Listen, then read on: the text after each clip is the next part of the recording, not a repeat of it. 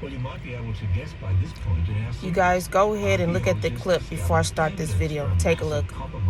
Narcissistic men have two types of daughters. Pay attention because you fall into the category of one or the other. And how your father raised you, whether he was in your life or not, greatly impacted your choices in your relationships.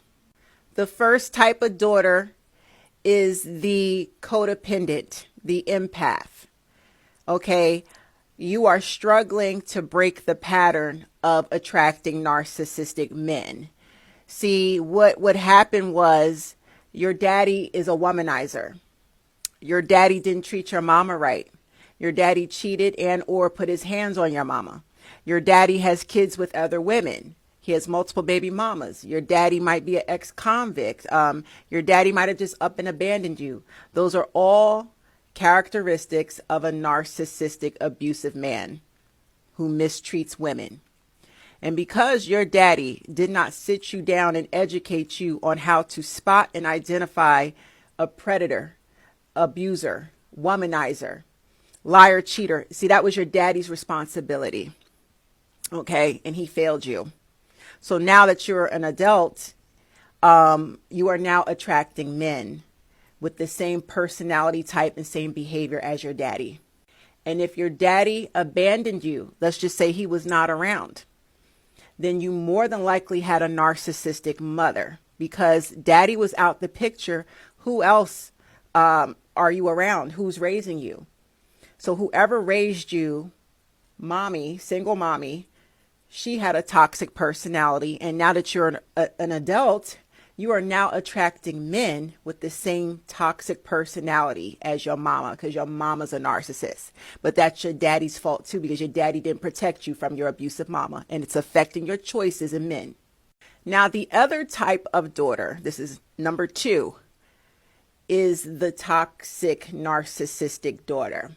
And she could be straight or a lesbian because I see a lot of lesbian women that are studs and they're close with their daddies.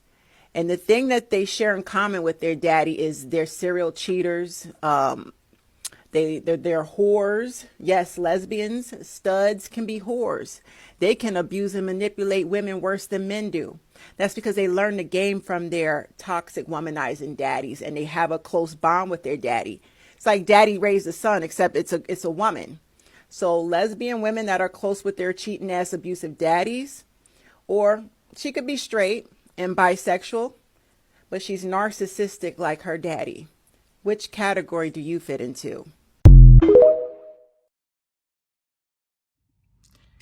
Hey guys, so I'm back with another video. This video is going to be very short and quick and straight to the point. What I just witnessed and what you guys just witnessed is this woman literally breaking down me and my sister to a T. The first daughter type was me. It is me. The second daughter type is my sister. And I'm realizing something. The reason why I attracted narcissistic men in my life was because, and is because of my father. He was absent in my life. He didn't raise me. And he always poked in and out of my life. And every time he disappeared, I wouldn't see him again every 3 to 5 to 7 years. My father never apologized for being absent in my life. My father was the man who attempted to molest me. My father was the man who has a child by my mother and then has multiple children by another woman. My father always talked about women in front of me in a provocative, disrespectful, degrading way. My father is a sex addict. My father watches porn. He's a porn addict too. I don't even know if he still does it in his older age, but my father never showed any kind of emotional remorse, regard, or respect for me as his child. He never apologized for anything he did to me that broke my heart as my father. He never made all the wrongs in his life, he never righted any of his wrongs regarding me. I don't know if he's done it with his other children, which are all my brothers. I'm my father's only daughter. I don't know if my father righted any of his wrongs with any of my siblings. He certainly did not right any of his wrongs with me. A lot of my problems that I've encountered in my relationships stems from my father and his absence and his narcissism and his selfishness.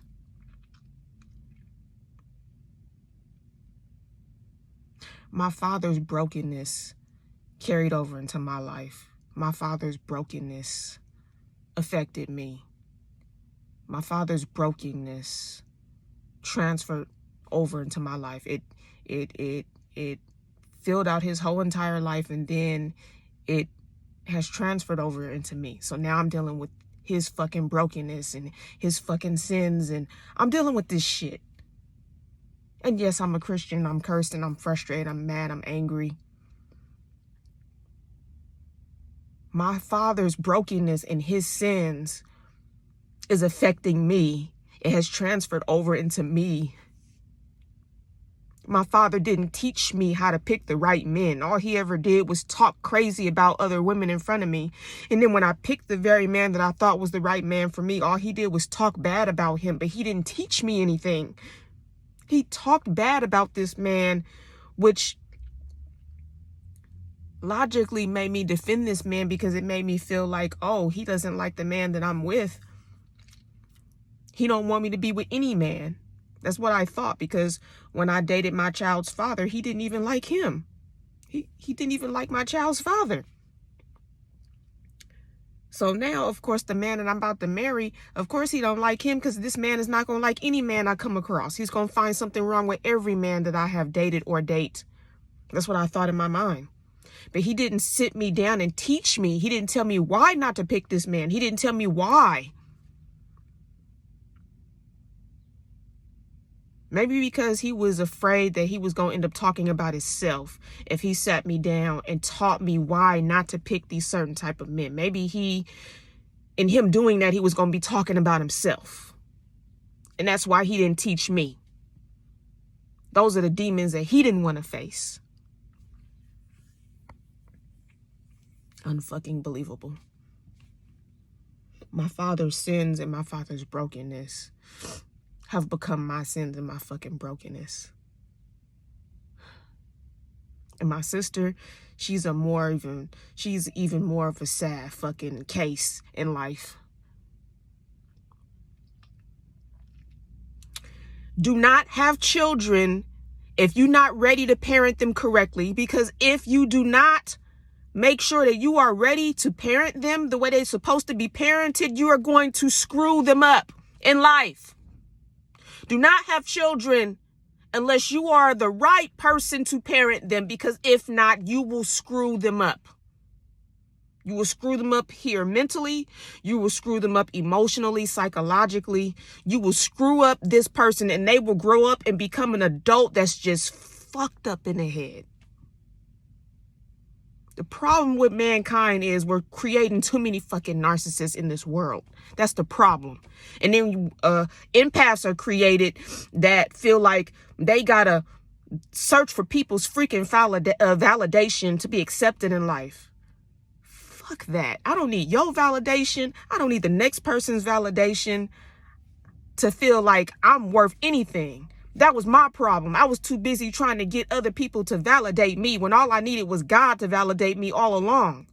But my narcissistic father telepathically instilled in me that I needed other people's validation to be accepted in life because of his absenteeism.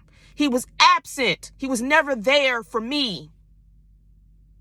My father popped in and out of my life, and he was always freaking gone. So that turned me into this codependent empath that searched for other people's validation, that searched for love in the wrong places because my father didn't give it to me. And my mother made bad choices in her life, and it costed her life early, so she passed away. So she wasn't here to finish her job as my mother to teach me things. about men like my father. So I grew up in foster care with people who were taking care of 5+, 8+ children who didn't really have the time to sit me down and teach me the things that I really needed to learn about relationships and men. So I had to learn the hard way on my own by having fucked up relationships with men. First, a couple of guys I dated, then my child's father, and then my husband. Unbelievable. This is how I know that I still have a whole lot of work to do in my healing journey, because if a video like that can really just cause me to break down like I'm breaking down now, and really upset me and make me angry and frustrated, and really like struck a nerve. It struck a nerve in me and it's striking a chord in me. If this video is doing this to me, that means I'm still not done healing, obviously. We all got to heal, guys, before we can move forward in another relationship with anybody. I see you guys in the next video. Peace and blessings to you all. Later.